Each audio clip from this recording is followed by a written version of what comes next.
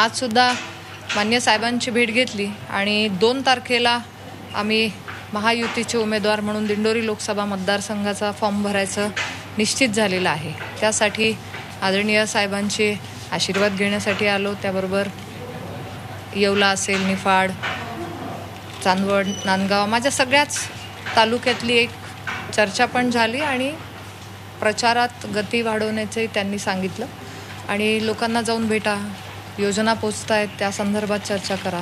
कांदा प्रश्नावर सुद्धा त्यांनी सांगितलं की आपण केलेलं काम आहे तेही जनतेसमोर ठेवा।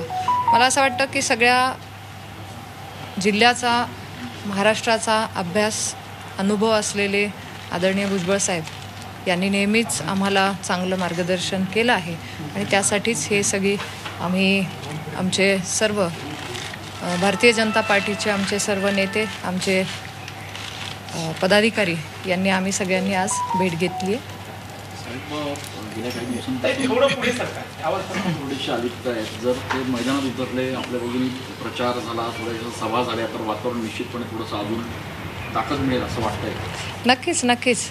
बघा, महायुतीची आमची सगळ्यांची जी आज एक रणनीती आहे प्रचाराची असेल तर त्यामध्ये माननीय भुजबळ साहेब हे ज्येष्ठ नेते आहेत आणि त्यानुसार नाशिक जिल्हा असेल किंवा महाराष्ट्रही आता प्रचारसभा होत आहेत, साहेबांचाही प्रवास होतो आहे, तर नक्कीच इथे सुद्धा या नाशिक जिल्ह्याला पुढे नेण्यासाठी, इथला विकास करण्यासाठी साहेब नक्कीच अग्रेसर आहेत। ताई, पण एक महत्त्वाचा मुद्दा असा आहे की पूर्ण महायुतीचा प्रचार होत असताना भुजबळ साहेब फक्त चंद्रपूरला गेले होते, नंतरच्या काळामध्ये त्यांचे कुठेही दौरे झाले नाही।